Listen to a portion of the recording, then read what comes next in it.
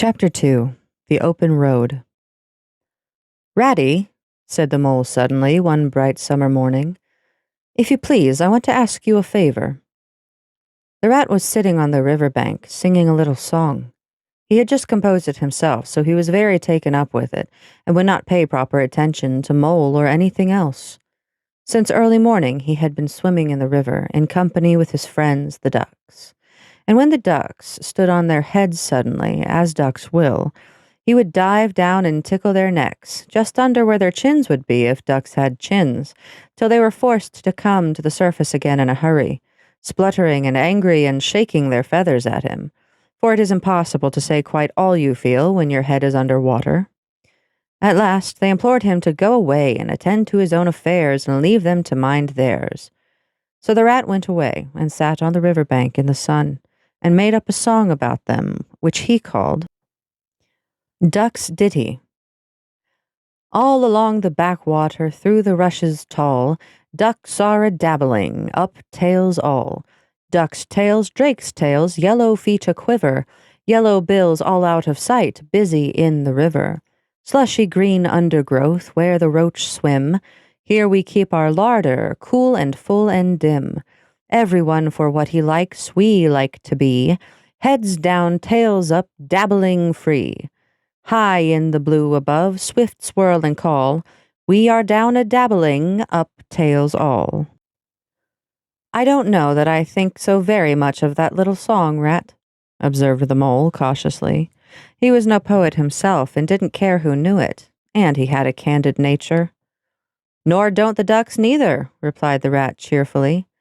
"They say, why can't fellows be allowed to do what they like, when they like, and as they like, instead of other fellows sitting on banks and watching them all the time, and making remarks and poetry and things about them? What nonsense it all is! That's what the ducks say." So it is, said the mole with great heartiness.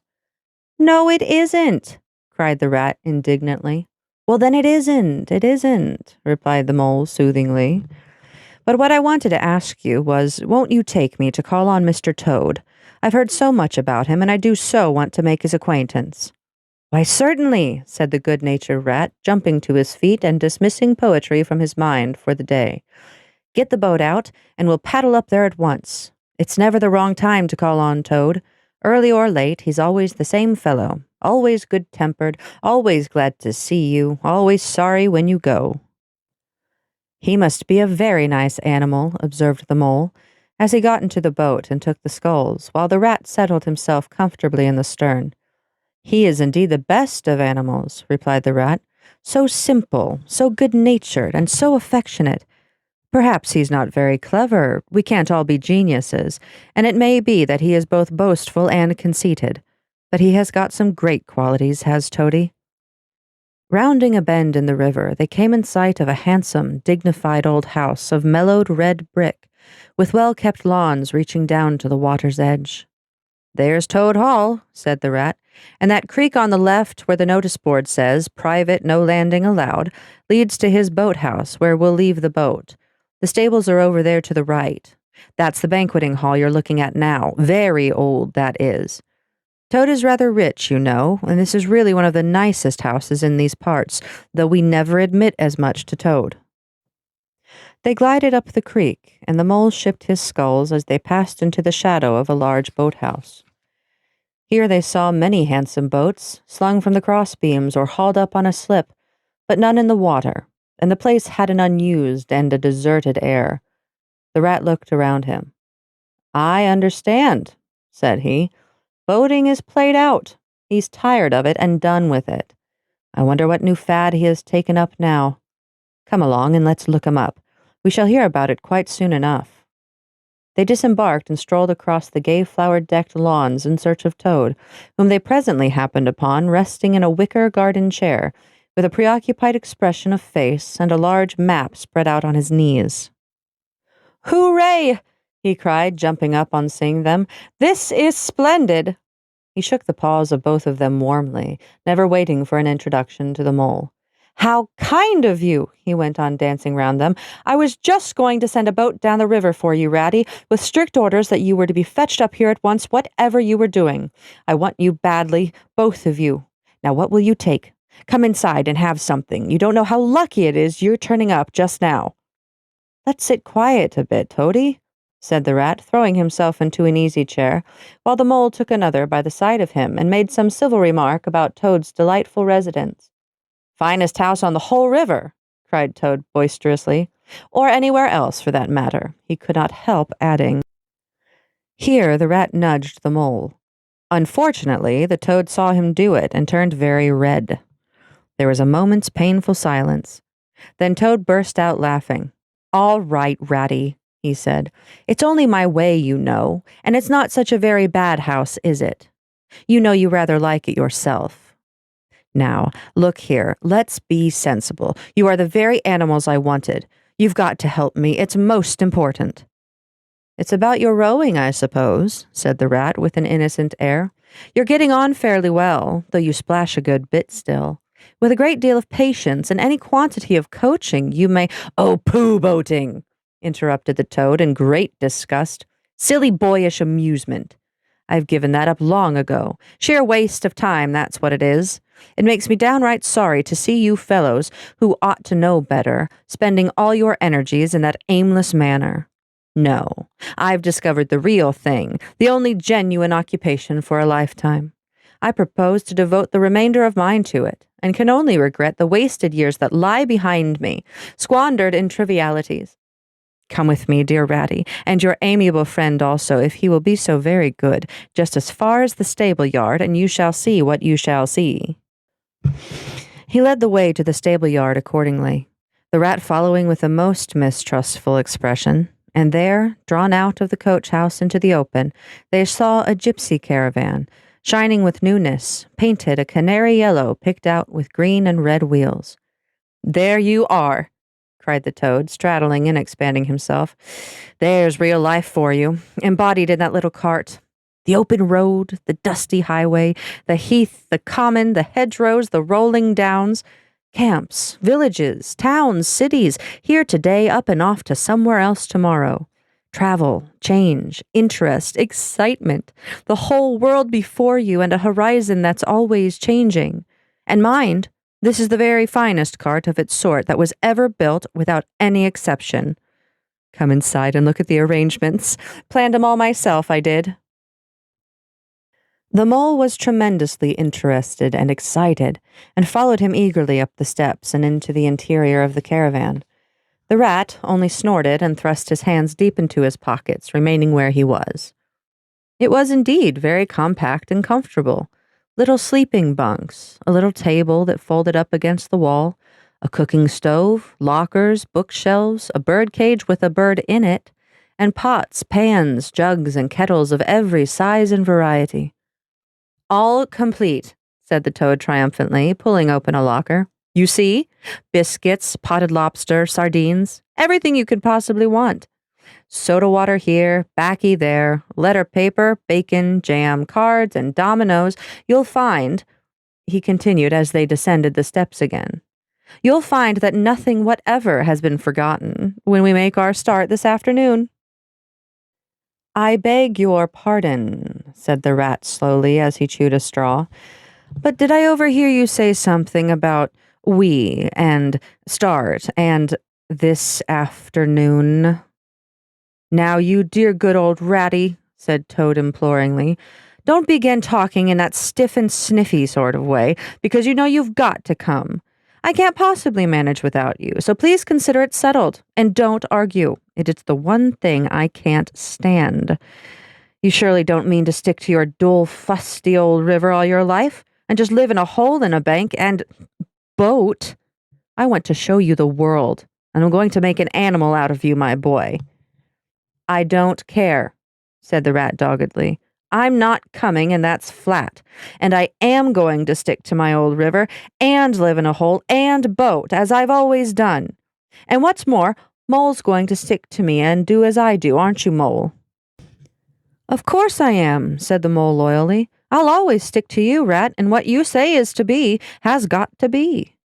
All the same, it sounds as if it might have been, well, rather fun, you know," he added wistfully.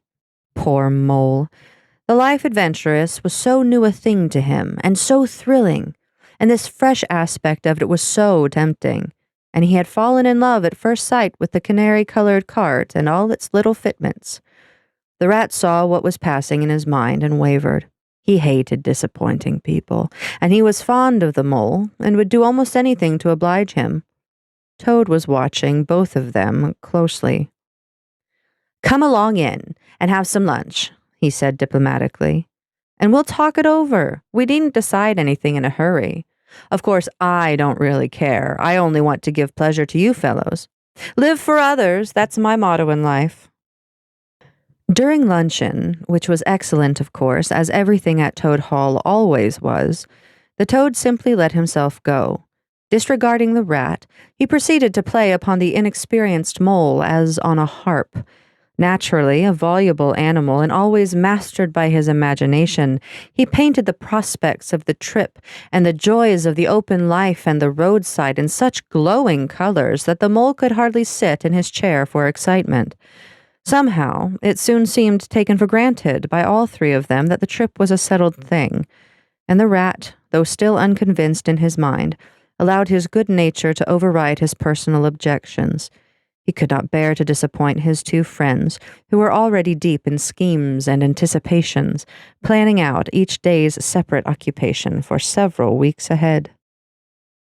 When they were quite ready, the now triumphant Toad led his companions to the paddock and set them to capture the old gray horse, who, without having been consulted and to his own extreme annoyance, had been told off by Toad for the dustiest job in this dusty expedition. He frankly preferred the paddock and took a deal of catching. Meantime, Toad packed the lockers still tighter with necessaries, and hung nose bags, nets of onions, bundles of hay, and baskets from the bottom of the cart.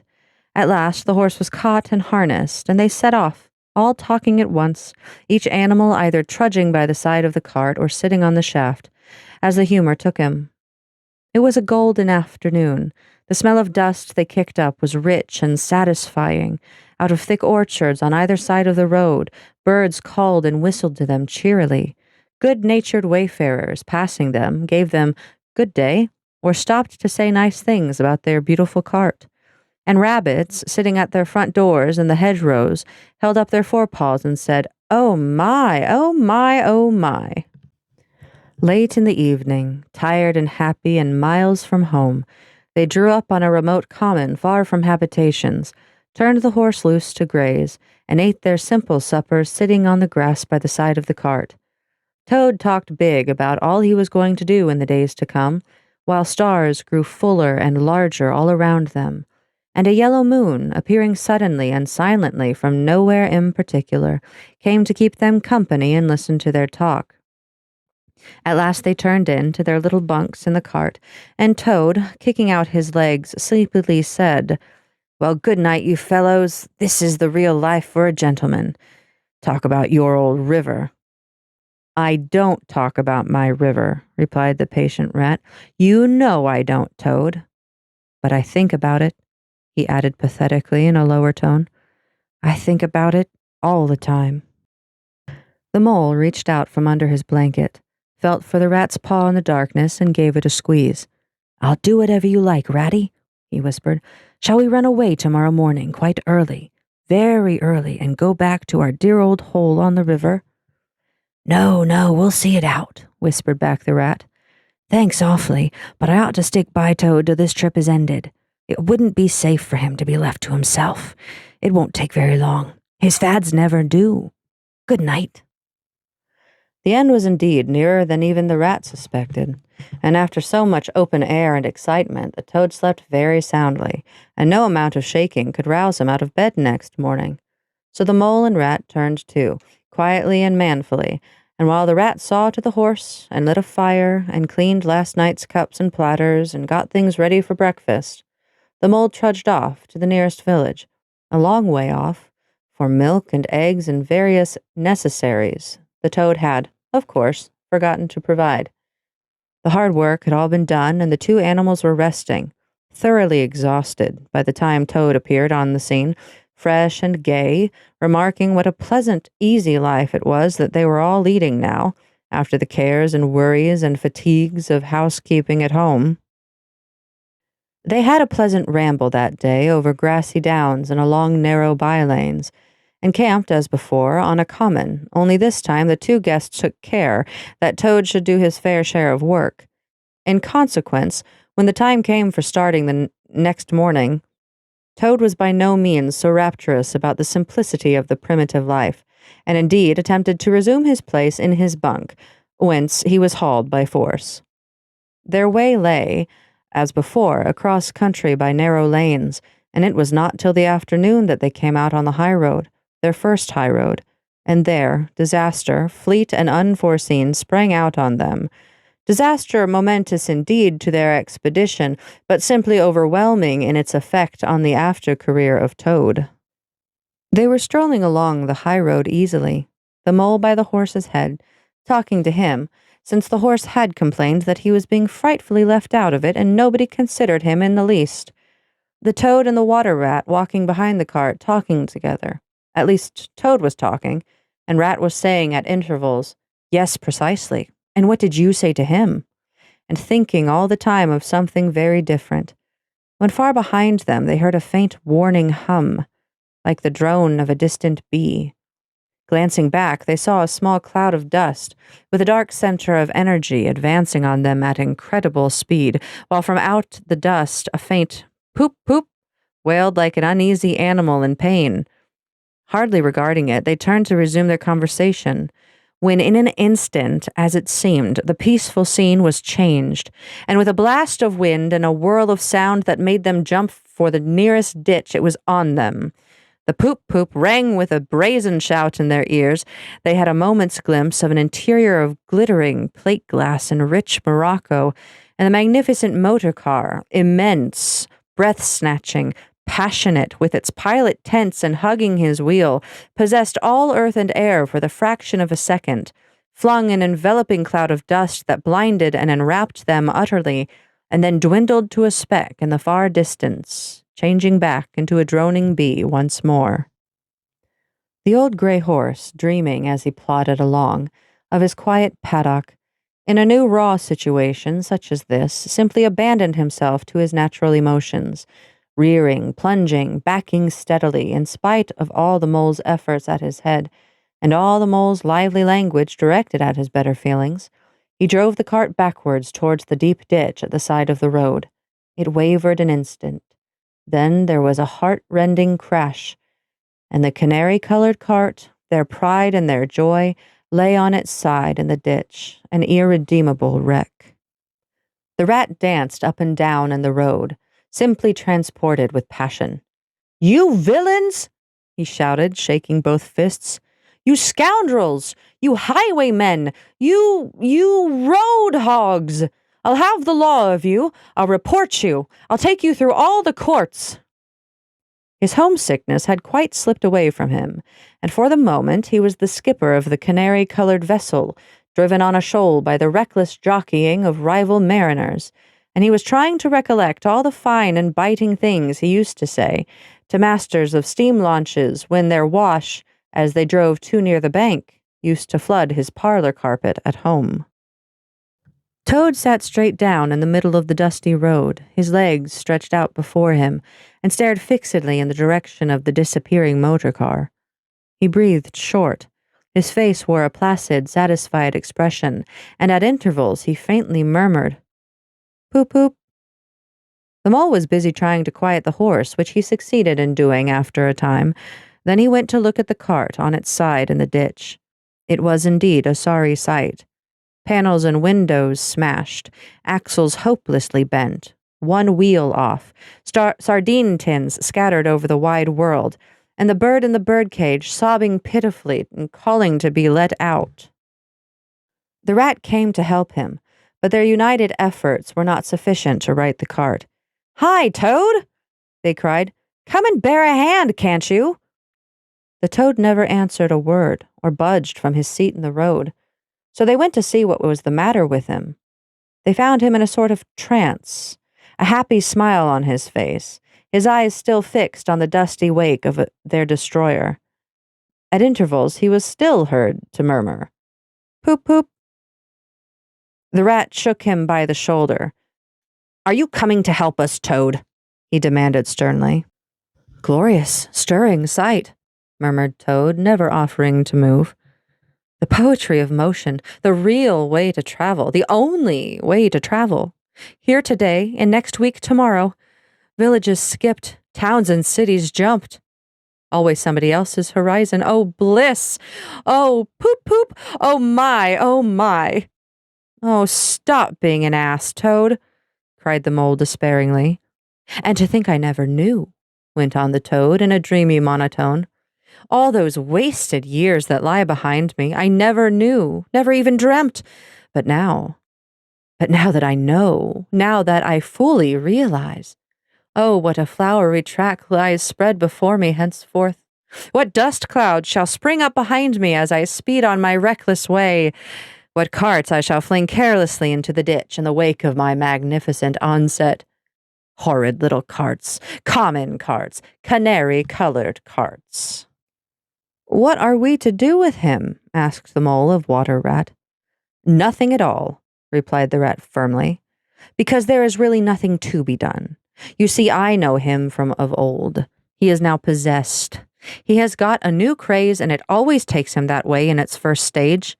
He'll continue like that for days now, like an animal walking in a happy dream, quite useless for all practical purposes. Never mind him. Let's go and see what there is to be done about the cart." A careful inspection showed them that, even if they succeeded in riding it by themselves, the cart would travel no longer. The axles were in a hopeless state, and the missing wheel was shattered into pieces. The rat knotted the horse's reins over his back and took him by the head, carrying the birdcage and its hysterical occupant in the other hand. "Come on," he said grimly to the mole. "It's 5 or 6 miles to the nearest town, and we shall just have to walk it. The sooner we make a start, the better." "But what about Toad?" asked the mole anxiously, as they set off together. "We can't leave him here, sitting in the middle of the road by himself, in the distracted state he's in. It's not safe. Supposing another thing were to come along." "Oh, bother Toad," said the rat savagely. "I've done with him." They had not proceeded very far on their way, however, when there was a pattering of feet behind them, and Toad caught them up and thrust a paw inside the elbow of each of them, still breathing short and staring into vacancy. "Now look here, Toad," said the rat sharply. "As soon as we get to the town, you'll have to go straight to the police station and see if they know anything about that motor car and who it belongs to, and lodge a complaint against it. And then you'll have to go to a blacksmith's or a wheelwright's and arrange for the cart to be fetched and mended and put to rights. It'll take time, but it's not quite a hopeless smash. Meanwhile, the mole and I will go to an inn and find comfortable rooms where we can stay till the cart's ready, until your nerves have recovered their shock."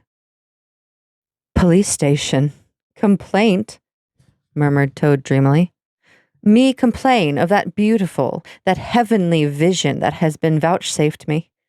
Mend the cart? I've done with carts forever. I never want to see the cart or to hear of it again. Oh, Ratty, you can't think how obliged I am to you for consenting to come on this trip. I wouldn't have gone without you, and then I might never have seen that swan, that sunbeam, that thunderbolt. I might never have heard that entrancing sound, or smelt that bewitching smell. I owe it all to you, my best of friends." The rat turned from him in despair. "You see what it is?" he said to the mole, addressing him across Toad's head. "He's quite hopeless. I give it up. When we get to the town, we'll go to the railway station, and with luck we may pick up a train there that'll get us back to Riverbank tonight. And if ever you catch me going a-pleasuring with this provoking animal again—" He snorted, and during the rest of that weary trudge addressed his remarks exclusively to Mole. On reaching the town, they went straight to the station and deposited Toad in the second-class waiting room, giving a porter 2 pence to keep a strict eye on him. They then left the horse at an inn stable, and gave what directions they could about the cart and its contents. Eventually, a slow train having landed them at a station not very far from Toad Hall, they escorted the spellbound, sleepwalking Toad to his door, put him inside it, and instructed his housekeeper to feed him, undress him, and put him to bed. Then they got out their boat from the boathouse, sculled down the river home, and at a very late hour sat down to supper in their own cozy riverside parlor, to the rat's great joy and contentment. The following evening, the mole, who had risen late and taken things very easy all day, was sitting on the bank fishing when the rat, who had been looking up his friends and gossiping, came strolling along to find him. "Heard the news?" he said. "There's nothing else being talked about all along the river bank. Toad went up to town by an early train this morning, and he has ordered a large and very expensive motor car."